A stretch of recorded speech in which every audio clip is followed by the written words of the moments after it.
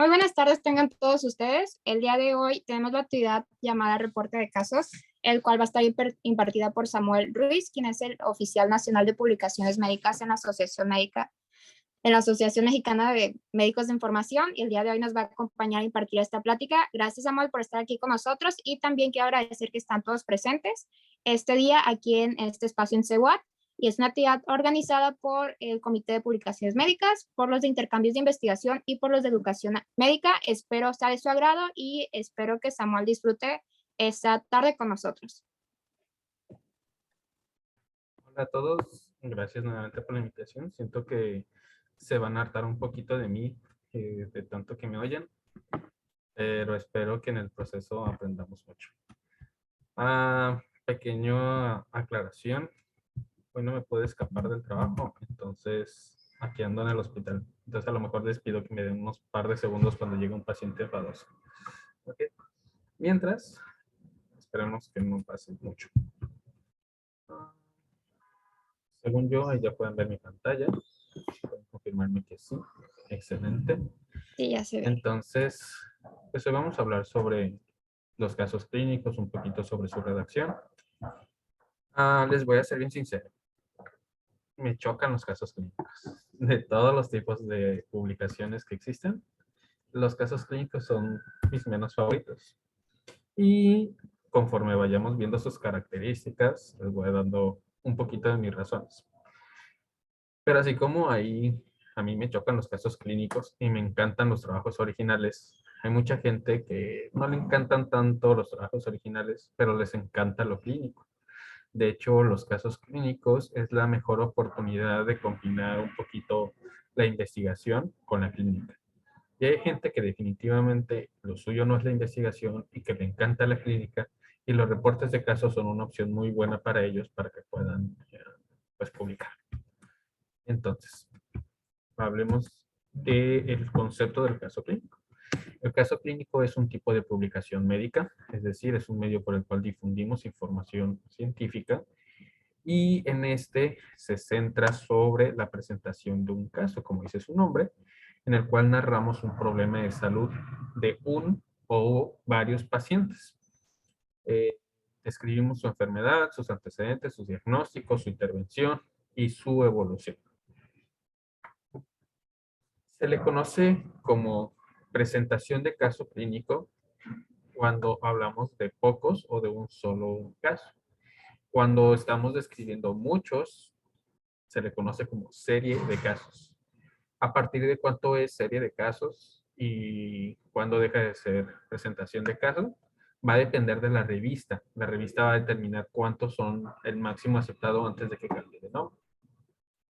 Más o menos les puedo decir que a partir de entre 3 y 5 casos se le conoce ya como serie de casos. Pero va a depender totalmente de la revista a la que lo manden. ¿Cuál es la diferencia principal entre un reporte de caso y el otro tipo de publicaciones? Es que cuando yo estoy haciendo algo que no es un caso clínico, yo busco la información, hago algo para encontrar. Puede ser desde una revisión en la que yo tengo que googlear la información, o tengo que buscar en alguna base de datos, leer, sintetizar y llegar a una conclusión y ya lo reporto.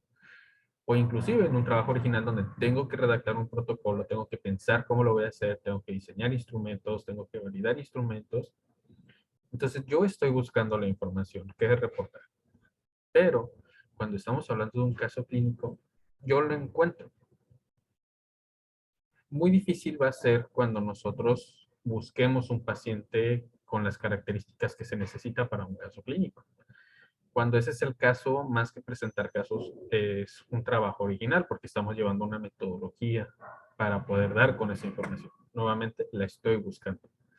Pero, como les decía, los casos clínicos se presentan. Este tipo de pacientes o este tipo de publicaciones son bastante idóneas para cuando nos encontramos ya sea en el internado o en el servicio social, que es cuando estamos tratando con pacientes todos los días.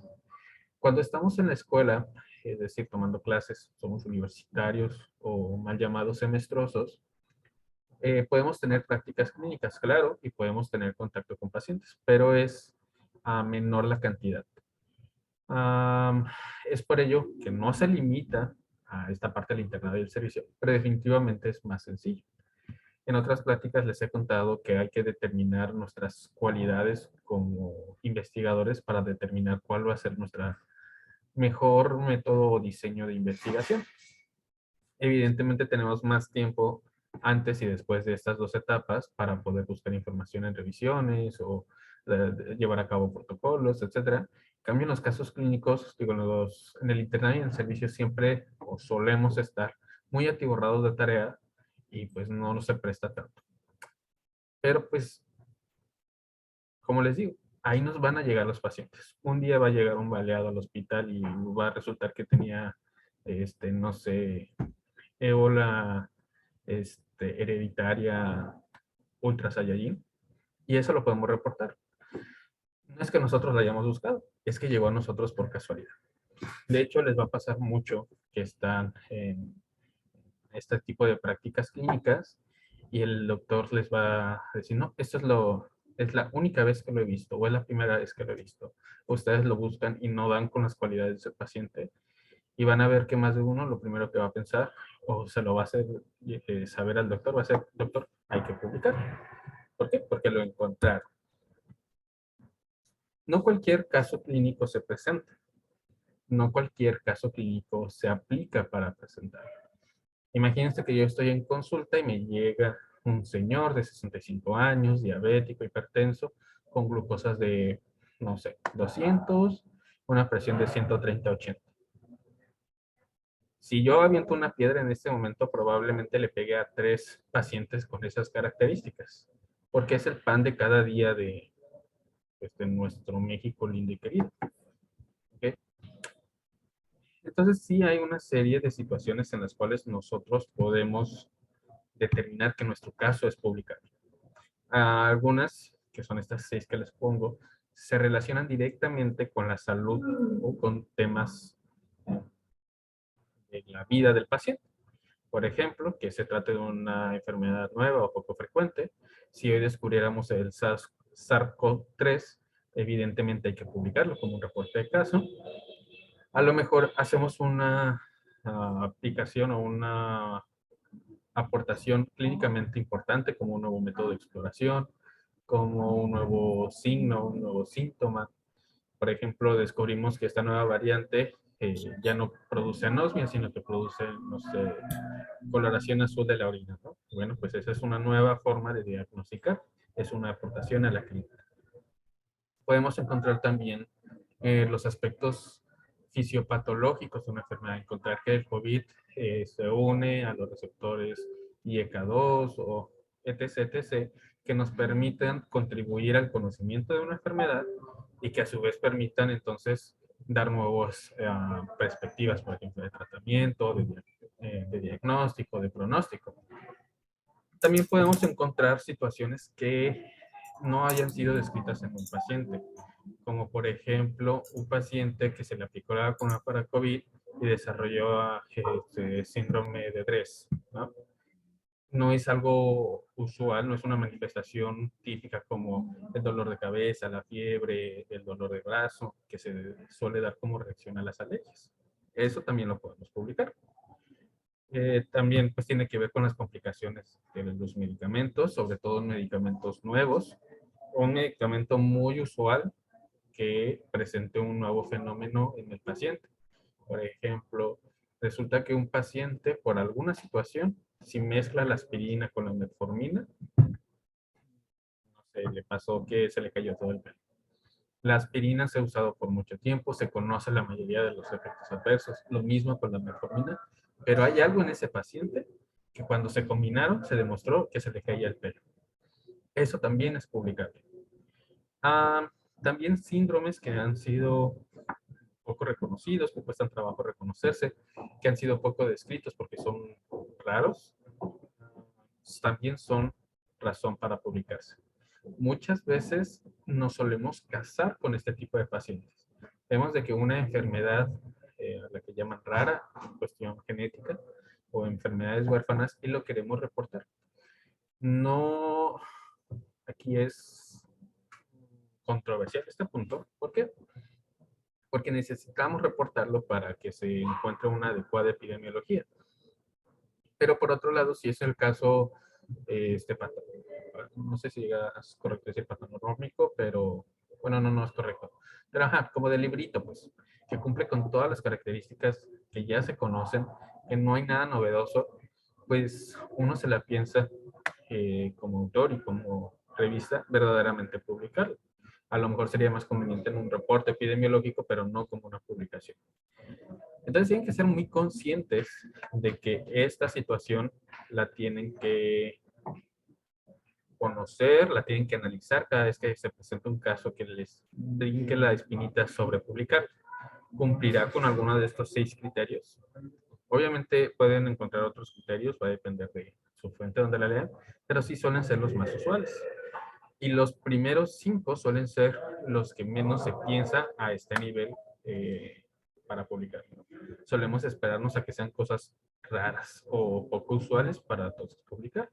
Y sí, evidentemente, todas son poco usuales, pero no es lo mismo publicar un fenómeno que es nuevo o poco conocido como una reacción adversa a publicar, no sé, un paciente de alguna enfermedad genética que ya se conoce. También hay otras 3 funciones, y no solo son funciones, sino razones para presentar un paciente.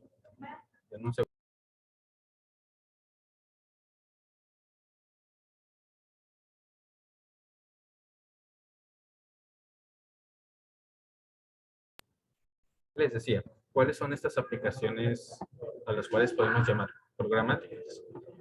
A un paciente que tal vez no es raro en cuestión de rareza, pero sí en frecuencia.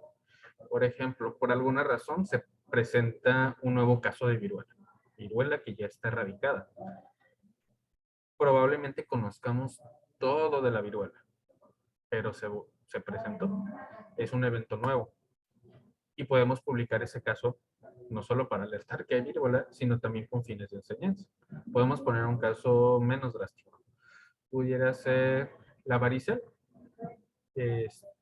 o el polio, que todavía no se ha terminado de erradicar el polio. Existe todavía polio en zonas de Oriente Medio, que es el polio salvaje. Entonces, supongamos que hay un caso importado en nuestro país. ¿Es raro el polio en nuestro país? Sí. Y sabemos que es importado. Entonces eso le quita lo raro. Pero sí pudiéramos decir que para enseñanza podemos reportar este caso para que los médicos estemos nuevamente conscientes de que pudiéramos enfrentarnos a un paciente con polio. Y eso se vale. Pero hay que saber justificar, hay que saber cuándo. No se vale nada más decir, voy a presentar este paciente con influenza porque como ya viene la temporada de influenza, para que estén preparados. Técnicamente, pues sí aplica la regla, pero desde el punto de vista pragmático, verdaderamente no es útil. También y sobre todo en países del primer mundo, a los estadounidenses les encanta. Es para artículos que evalúan costos. Por ejemplo, si yo tuviese un paciente con tuberculosis, el medicamento para la tuberculosis normal, sensible a todos los medicamentos, es el Dotval. El Dotval cuesta menos de $4 el tratamiento al mes. ¿Okay? Es un tratamiento muy barato. Pero supongamos que yo, por desconocimiento, por mala administración de mi jurisdicción sanitaria, no le hago las pruebas que necesito a mi paciente, o le hago pruebas incorrectas, o se confunden los resultados del laboratorio con otro paciente, y entonces yo digo que ese paciente tiene resistencia a los medicamentos de primera línea. Y yo lo dictamino y le inicio un tratamiento de segunda línea. Un solo medicamento de segunda línea, como la bedaquilina, suele costar más de $300 el mes. Entonces, pudiera yo entonces, si descubriese un paciente con estas características, hubo un error administrativo, presentar y decir, ¿cuál es el costo de un mal diagnóstico de resistencia? ¿No? Y empezar a describir cuál es el impacto económico en un programa. Eso también se vale, y es mediante un solo paciente. No estoy hablando tanto del paciente, sino de las implicaciones que tuvo el manejo de ese paciente. Y sigue siendo una presentación de caso. Uno de los menos favoritos por los médicos, pero que debemos de empezar a retomar un poquito más, es hablar de los casos clínicos desde los aspectos psicológicos, sociales, económicos, pero de nuestro paciente, que se relacionan con su enfermedad.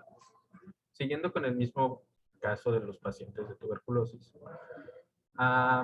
existe el programa del fin de la tuberculosis de la OMS, en el cual hay objetivos para el 2030 y el 2050. Uno de esos objetivos es que el paciente ya no tenga que pagar nada por su tratamiento, que ya no implique un costo.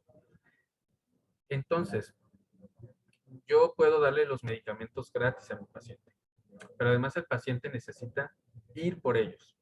Y a lo mejor eso le cuesta 2 transportes a la semana, que son 30 pesos o 60 pesos. Pero paralelamente el paciente no puede ir a trabajar porque está incapacitado, porque es infectocontagioso. Y a lo mejor mi paciente es un trabajador ambulante, ¿no? Y no está percibiendo ingresos. Y además tiene una familia de 5 integrantes que tiene que mantener. Entonces está sufriendo un estrés económico. Además, una de sus hijas tiene diabetes tipo 1 y perdió su INSABI por no estar pagando sus cuotas, ¿no? Sí, es que cuesta. Entonces, hay muchas cosas que pueden estar relacionadas con la enfermedad del paciente. Y si se dan cuenta, este estrés económico, este estrés social, viene de la enfermedad, viene de la tuberculosis. Entonces, son cosas que a veces como médicos no notamos, pero que deberíamos notar, porque al final de cuentas, la salud se compone de otros elementos no físicos. Y está en nosotros, como médicos, tenerlo en cuenta para que mi paciente se recupere y sobre todo para que no pierda más salud. Si yo soy consciente de estos aspectos psicosociales que involucran una enfermedad, a lo mejor este mismo paciente hubiera cambiado toda su historia si yo le hubiera hecho una nota de referencia a trabajo social, para que trabajo social lo intervenga, le consiga una despensa, lo meta a un programa de asistencia. ¿Quién sabe? Muchas posibilidades. Pero estas posibilidades son las cosas que yo puedo investigar y puedo reportar con este paciente. Este también es un ejemplo programático de un caso clínico del cual pocas veces nos hablan. Digamos entonces, ¿cuál es el problema específico y puntual de los casos clínicos?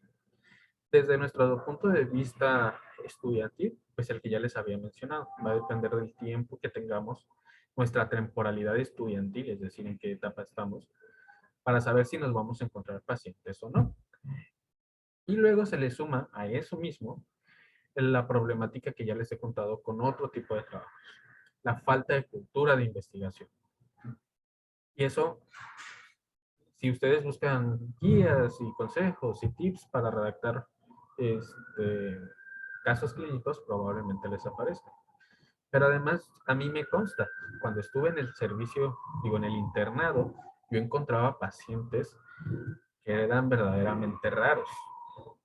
Tengo un paciente que nunca se me va a olvidar, Kevin, que tenía 21 años y se veía como un niño de 8 años porque tenía 20 enfermedades crónico-degenerativas. En un segundo. No, siempre no. Y yo ese caso lo quería presentar, pero no encontré ni un solo doctor y fui con residentes, fui con los pediatras, fui con los gastos, fui con casi la mitad del hospital y nadie lo quiso reportar porque estaban muy ocupados, porque no les interesaba la investigación, porque tenían que hacer su tesis de la residencia. Siempre tenían una excusa. Y yo, como interno, pues la verdad es que estaba también muy saturado para hacerlo yo solo, un caso tan difícil. Entonces es un reto que nos enfrentamos con los casos clínicos. Son muy pocos los médicos que verdaderamente reportan y que quieren reportar o están dispuestos a reportar. Y supongamos que ya superamos estas barreras, ¿cuál es el siguiente reto? Que tampoco son los favoritos de las revistas. En general, esta es una de las razones por las que no me gustan los casos clínicos. Además de que yo no soy muy clínico, que digamos, y se necesita como que tener esa pasión por la clínica.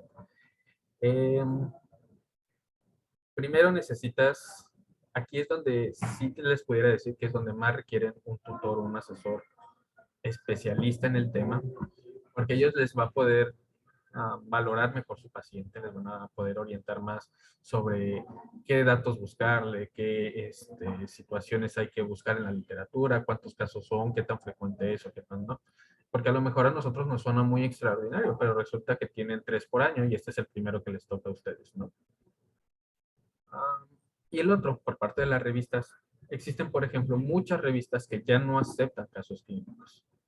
La tendencia es que se hagan estudios multicéntricos. Entonces, en lugar de que yo presente 3 casos, quieren que yo, investigador, me ponga de acuerdo con Tony, me ponga de acuerdo con Johan, con Karina, con Danae, y que les diga, ¿saben qué? Hay que hacer un estudio sobre la pipí azul de los pacientes, ¿no? Y Danae va a tener uno, tal vez en la historia de su hospital, Tony va a tener 5, y ya los juntamos y en lugar de hacer un reporte de casos, hacemos un estudio retrospectivo de la prevalencia de la orina azul en hospitales. Y cambia.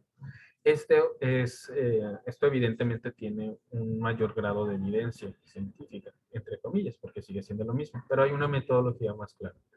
Es por ello que muchas revistas lo prefieren y ya no aceptan casos clínicos.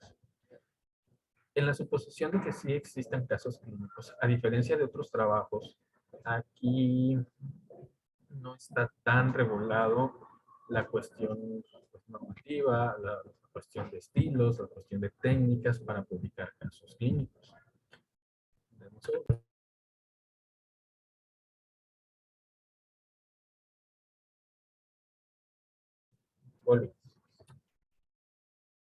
Entonces es una situación que nosotros debemos estar conscientes para poder superarlas. Si una revista no aceptara casos clínicos, pues no es como que se vayan a quedar sentados de brazos y digan, no, bueno, pues ya no voy a publicar, ¿no? Sino lo contrario, busco otra revista. Un doctor no me quiere ayudar, busco otro doctor. A lo mejor estoy en mi parte universitaria de la carrera, pero quiero publicar un caso de neuro porque yo quiero especializarme en neuro, me encanta neuro, pues hablo con un doctor y le digo que quiero hacer, que si no tiene un paciente. O me voy a su consultorio y me ofrezco para revisar sus expedientes. O hablo con el jefe de enseñanza para que en medicina interna me dejen ver la base de datos de neurología, ¿no? Siempre hay que ser proactivos. Si nosotros sabemos qué retos vamos a tener y sabemos que estos son como que por default, nosotros podemos prepararnos mentalmente para afrontarlos, superarlos y hacer nuestro objetivo. A veces en medicina tenemos esa tendencia a pues, el perfeccionismo y también eso nos lleva a una poca tolerancia al fracaso. Y vemos situaciones como estos obstáculos como un fracaso. Entonces, cuando nos topamos a estos obstáculos, a veces la forma más fácil de afrontarla bajo tanto estrés, bajo tantos deberes, es simplemente abortar misión, ¿no? Decir, no, bueno, pues ya no pude presentar este caso, ¿no? Ni modo, ya no voy a presentar casos clínicos, voy a renunciar, me voy a dar de baja la carrera y así, ¿no? Somos muy catastróficos. Entonces sepan que existen retos y sepan que se pueden afrontar y superar. Hablemos de la anatomía de un caso clínico. Los casos clínicos casi siempre, de estos, es que vienen acompañados de imágenes del paciente, de la lesión, de sus radiografías, de su tomografía. Casi siempre incluyen, pero no es necesario. Se puede presentar un caso clínico sin imágenes, aunque siempre aumentará el peso del caso si las incluye. ¿Cuáles son sus componentes? Pues va a variar dependiendo de la revista. Los más usuales son la introducción, la presentación del caso y la discusión. Hay algunas revistas que dan un apartado para la conclusión, hay algunas que no. En caso de que no, la conclusión se debe incluir en el último párrafo de la discusión. La presentación del caso puede estar dividida en subsecciones o les pueden decir cómo deben de dividir. Pero en caso de que no, ¿qué es lo que debe incluir la presentación del caso? El motivo de consulta, el estado del paciente, y en el estado del paciente debemos incluir la exploración física, los estudios tanto de laboratorio como de gabinete que puedan tener, estudios de imagen, el tratamiento, el pronóstico, la evolución y la línea del tiempo si es posible y si se lo permite, la línea de evento de sucesos. Hay algunas revistas que les piden, por ejemplo, el aspecto bioético de este caso, el aspecto económico del caso y el aspecto, se le dice, perspectiva del paciente sobre su caso. Va a variar. En general, si les incluyeran nada más estos 4 apartados de introducción, presentación, discusión o conclusión, sepan que la presentación del caso, aunque no vengan los subtítulos, debe incluir toda esa información. El número de referencias y la extensión va a depender de la revista. Por ejemplo, en CIMEF, que solemos manejar los promedios de las revistas más importantes, es de 10 referencias con una extensión máxima de 2000 palabras. Pero les digo, esto puede variar de acuerdo a los criterios específicos de cada revista. Existen guías en las cuales nosotros nos podemos basar para estandarizar nuestro caso clínico. Esta es la lista con los 6 primeros resultados de Equinator, pero las más comunes son estas que están en verdecito. La que yo les recomiendo es la guía CARE, que es la más general, ¿no? La podemos aplicar en todos. Pero como pueden ver, por ejemplo, en la última, que es el ACRE, esa es para anestesia. Hay algunas que son específicas para cada tipo de casos. Las pueden buscar y utilizar, aunque en general si utilizan la guía CARE les va a ir bien.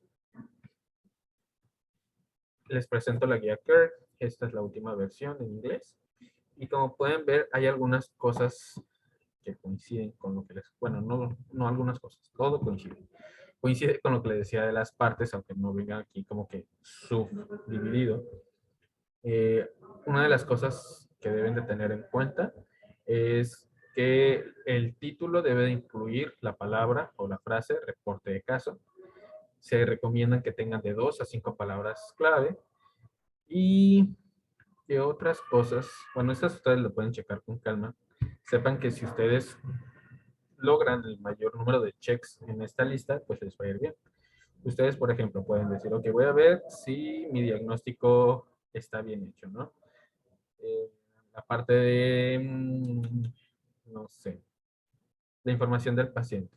Incluyo la información de identidad. O incluyo los principales síntomas. Lo checo en mi manuscrito, sí lo incluyo. Ok, entonces todo bien. Hay algunas recomendaciones generales que tienen que ver con la redacción, que vamos a ver más adelante y se van a relacionar un poquito con la guía. En general, cuando ustedes tengan su caso, pregúntenle a algún especialista que tengan acceso si qué tan raro es o qué tan conveniente puede que se reporte, pero no se vayan con la finta, porque a lo mejor el doctor precisamente son doctores flojos como los míos y les dice, no, sé que no vale la pena, no pierdas tu tiempo. Pero cuando checas la literatura, pues verdaderamente no aparece nada. Entonces puede ser una oportunidad. Hay que comprobar entonces que realmente sea novedoso, consultar al especialista. Yo les recomiendo que primero al especialista y luego la literatura, porque a veces el médico sí es bueno y les puede recomendar dónde buscar la literatura o qué literatura específica buscar o qué orientación dar. Si ustedes es difícil encontrar esa información y están siguiendo una metodología adecuada para su revisión, probablemente es que sí deban publicar. ¿Cuáles son algunas recomendaciones en temas de gramática? Es incluir los artículos y las preposiciones. Si ustedes checan un caso clínico y ustedes ya han hecho historias clínicas, se van a dar cuenta que la estructura es relativamente similar, que es como si ustedes hicieran un resumen de la historia clínica y ustedes la resumieran, hicieran una crítica, que algunas historias clínicas, de hecho, en los hospitales la incluyen, y un análisis, ¿no? Y además le agreguen una introducción. El asunto aquí es que muchas veces la redacción de las historias clínicas es como que muy telegráfica, ¿no? Y esto no está hecho para leerse verdaderamente y aprender. Está hecho para registrar la información, para tenerla al alcance de todos, para que sea más o menos universal y para llevar básicamente un registro. Pero el caso clínico, la presentación del caso clínico, no es así. Entonces, por ejemplo, la redacción en una historia clínica, que es donde les digo que solemos comernos los artículos y las preposiciones, pudiéramos redactarlo como varón 67 años con lesiones purpúricas en miembros superiores y tronco. Si se dan cuenta, estamos ahorrando espacio, no suena mal, no es incorrecto y se entiende. La misma frase agregando los artículos y las preposiciones, por ejemplo, varón de 67 años con lesiones purpúricas en los miembros superiores y en el tronco, donde varía verdaderamente muy poco, es más fácil de leer, como si estuviéramos leyendo un cuento, una novela, es más fácil de leer. Y esa es la intención. Un artículo es para leerse y la historia clínica es para tener un registro. El título debe ser una afirmación. A diferencia de otros tipos de trabajos, no podemos hacer preguntas, ni ser sarcásticos, ni ser muy creativos que digamos. Aquí los títulos sí deben de ser un poco más serios, deben ser afirmativos y deben de incluir, no lo olviden, la palabra reporte de caso o serie de casos. Hay que evitar las siglas y las abreviaturas como en todos los trabajos. La redacción suele ser impersonal, que es cuando usamos los verbos en infinitivo, utilizamos un sujeto personal, es decir, se estableció, se solicitó. ¿Okay? El lenguaje debe ser claro y los tecnicismos científicos siempre deben de estar descritos previamente. Aquí varía mucho los tiempos verbales de acuerdo a los autores y de acuerdo al estilo. Se puede utilizar en impersonal, en un tiempo infinitivo, o hay algunos que lo redactan en pasado porque ya vieron al paciente. Y sigue siendo impersonal, pero en tiempo pasado. La introducción puede escribirse en tiempo presente o también en infinitivo, en infinitivo. Y la conclusión también puede jugar un poquito entre presente y futuro, ¿no? Pero eso va a depender mucho del estilo. Yo personalmente prefiero todo el trabajo en tiempo infinitivo y de forma impersonal. ¿Okay? Hay algunos autores y hay algunas revistas que la redacción la utilizan en primera persona o en primera persona para plural. Nosotros solicitamos o se le solicitó al paciente, es impersonal, o el personal médico solicitó. ¿Okay? Hay ciertas formas de redactarlo, no es que estén mal, pero la regla no escrita en temas de ciencia es que las publicaciones se hagan en impersonal y en infinitivo. Pero no está mal, ni uno es mejor que otro, pues así, pero no. Y ya dependerá mucho de ustedes el tiempo que utilicen. Les recomendaría para este punto que si ustedes ya tienen su caso clínico y su manuscrito, e incluso ya saben qué revista van a seleccionar para mandar su caso, que lean un par de casos y tratando de identificar cuál es ese estilo de redacción, cuáles son los tiempos que utilizan en cada área y cuál es el tipo de persona que utilizan. Ya desde el punto de vista editorial, yo al principio de esta plática les dije que había 6 razones en temas de salud para publicar un caso y 3 programáticos.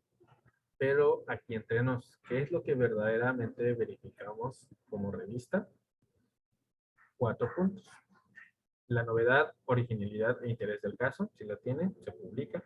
La descripción de una enfermedad no descrita o poco frecuentes, se publica. Utilización de nuevos métodos diagnósticos, se publica. Una evolución inusual de sintomatología. Y ustedes se preguntarán, ¿por qué me presentaste 9 puntos y aquí solo hay 4? No es que los otros 5 no sean publicables. Lo que pasa es que en el mundo de las revistas, pues hay mucho, no sé cuál adjetivo utilizar, hay mucho interés por lectores, aquí es como los influencers o los youtubers, que necesitan garantizar cierta cantidad de vistas, porque si tienen una cantidad generosa de vistas, pues van a tener una cantidad generosa de citas. Y si tienen citas,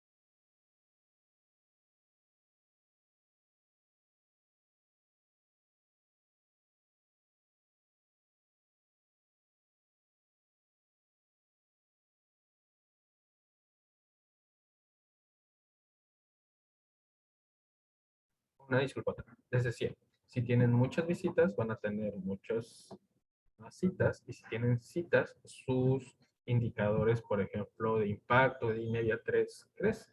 Si estos crecen, van a recibir más artículos y van a generar este círculo vicioso.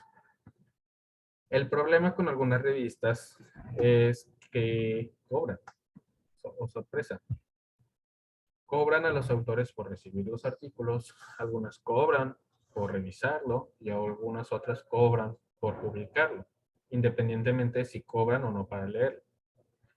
Entonces, pues evidentemente aquí hay un negocio y requieren artículos que sean muy leíbles, como si hiciera clickbait para ello. Entonces, por eso suelen dejar estos 4 principales, porque saben que estos 4 son pues de uso práctico para el clínico. Y es parte del mismo problema que les contaba al principio, ¿no? Hemos descuidado un poco la cuestión económica y el punto de vista psicosocial de una enfermedad. Entonces, pues si a mi clínico no me interesa, pues ¿por qué lo voy a leer? Y si no lo leo, pues la revista, pues no, hacemos un ciclo vicioso a la inversa.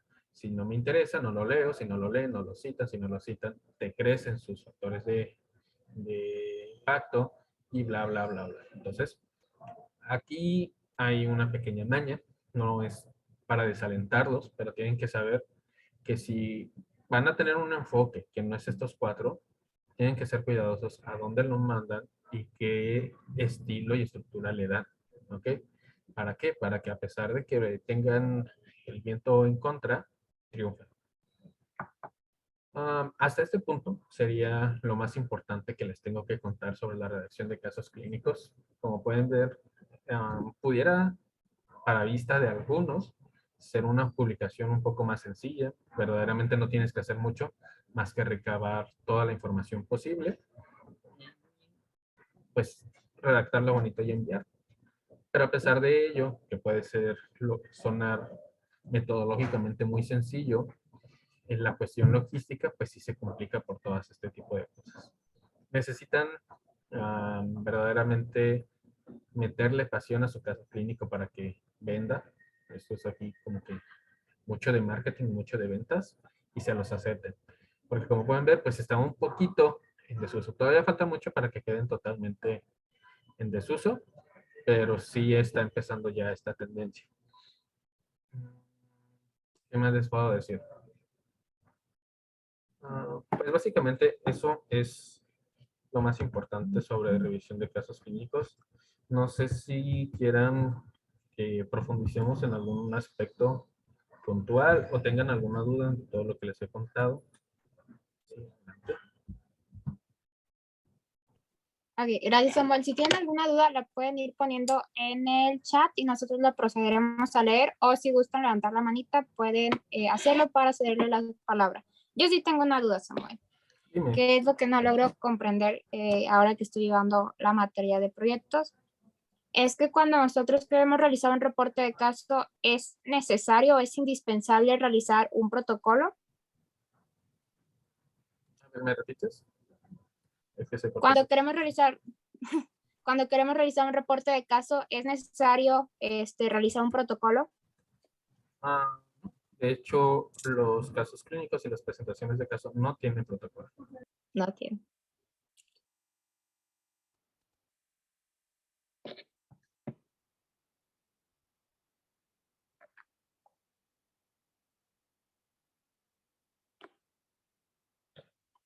Bueno, si alguien más tiene alguna pregunta, la puede ir poniendo para abordarlas. Y por ahí les vamos a hacer llegar la postevaluación para que la respondan. De igual manera, si están viendo esta plática en repetición, les pedimos de favor que respondan la postevaluación.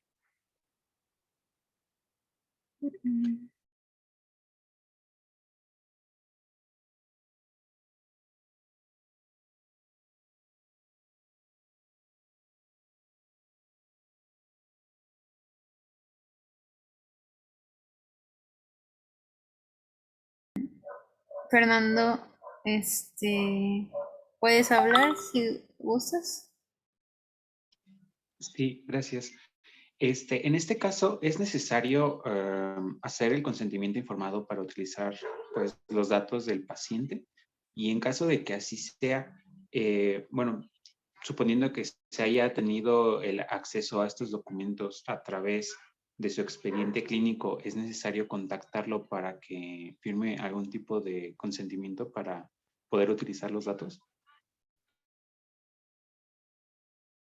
Esa es una excelente pregunta y que de hecho, puntitos malos para mí por no habérselos contado. Ese es un tema medianamente subjetivo porque el consentimiento informado tienes que presentarlo en la mayoría de las revistas. Hay revistas que no lo piden de acuerdo a las cualidades del artículo.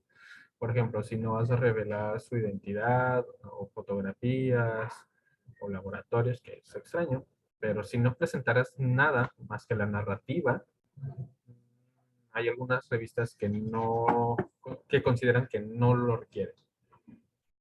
La gran mayoría sí te lo van a pedir. Okay. Hablando ya desde un punto de vista un poco más bioético, sí deberías ah, requerirlo independientemente de si vas a presentar algún dato, ¿no? Porque sigue siendo información del paciente, por ejemplo, su edad, su sexo. Uh, Eso desde el punto de vista bioético, pudiéramos decir sí a todos. Hay algunas revistas que, como te comento, no lo piden necesariamente, dependiendo de las cualidades de tu paciente. Hay algunos tips en esta materia. Si ustedes son internos o pasantes, yo les recomiendo que hablen primero con su jefe de enseñanza para saber cuál es la dinámica en su hospital. A lo mejor hay que pedirle permiso al jefe de piso, a lo mejor hay que mandarlo al comité de bioética del hospital. Van a tener procedimientos distintos. Yo me acuerdo que, por ejemplo, cuando estuve en el internado, a los 2 días fui con el jefe de enseñanza y le dije, Doc, soy yo, fulano de tal, me gusta la investigación, ¿qué tengo que hacer para presentar un caso clínico? Y me dijo, no, nada, tú puedes tomar la información, puedes recabar el consentimiento informado y nada más no digas que es del IMSS. O sea, no lo tienes por qué mencionar, ¿no? Tú haz tu caso, no necesitas avisarme ni nada, pero cuando lo presentes, lo publiques, solamente no especifiques de qué instituciones, ¿no? Súper bien.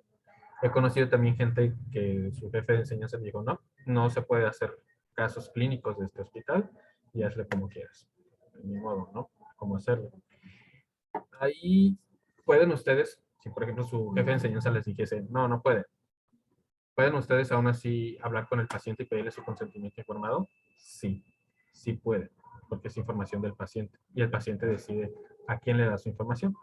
Pero ojo, no hay que meternos en problemas.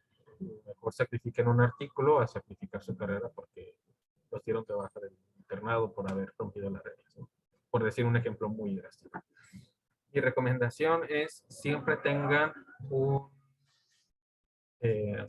consentimiento informado en su tabla o en su mochila o en su USB listo para imprimir, porque a veces los pacientes los mueven de piso, se mueren, entran en coma y no hay pacientes y pensarán que estoy jugando o que estoy siendo chistoso, pero no, verdaderamente eso pasa.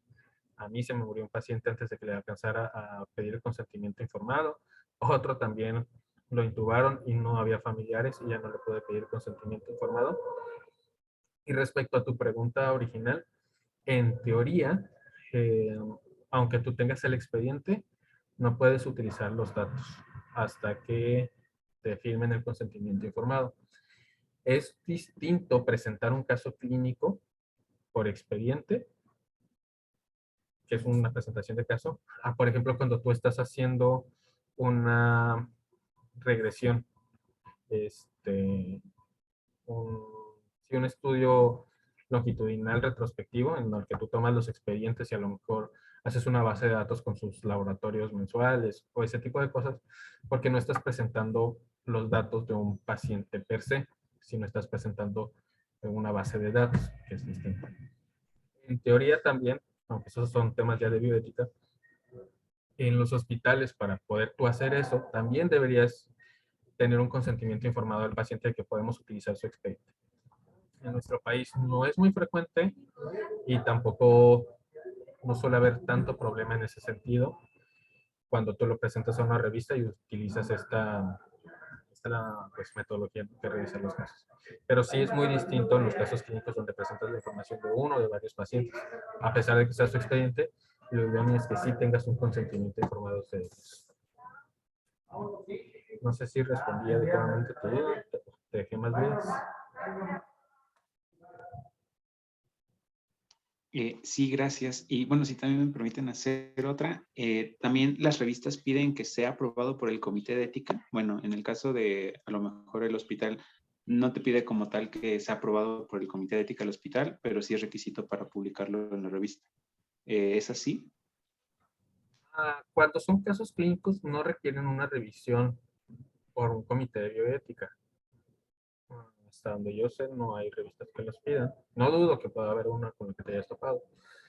Pero es distinto, porque cuando tú tienes un trabajo original, algo que no sea un caso clínico, sí necesitas una aprobación por el comité de bioética, que sería un equivalente a un macro consentimiento informado, ¿no?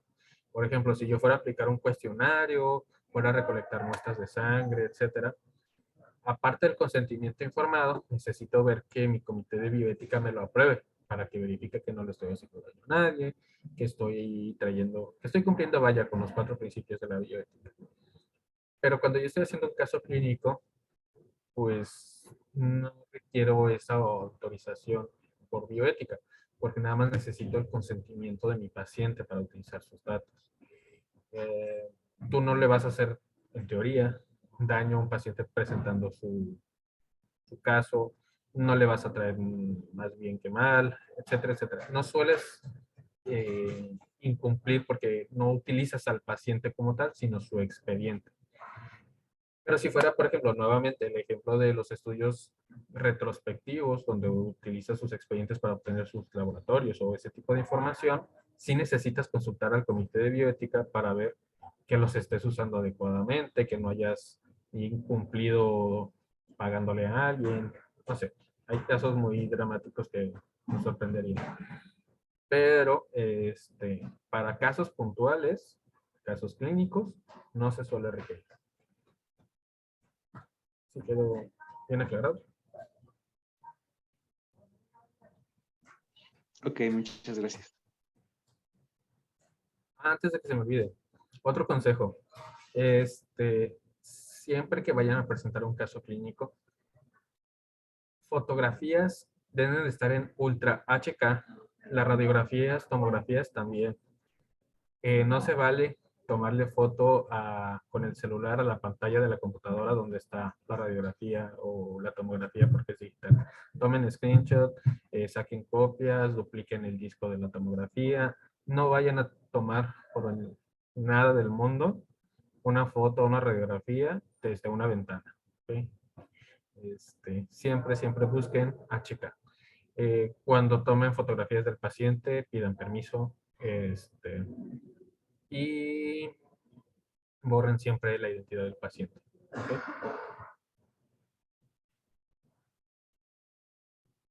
¿Más dudas que tengan? Ok.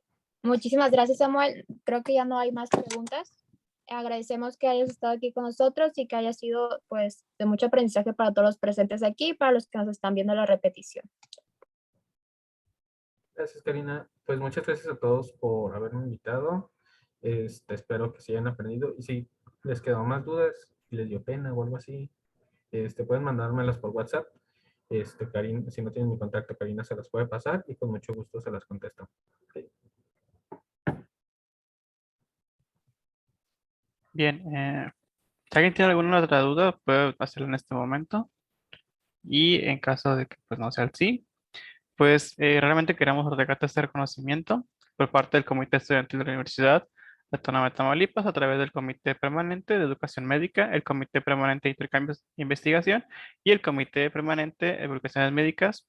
Pues damos este reconocimiento a Samuel Ruiz Pérez por haber participado como expositor en el webinar Reporte de Casos para Dummies, efectuado el día 11 de marzo de 2022.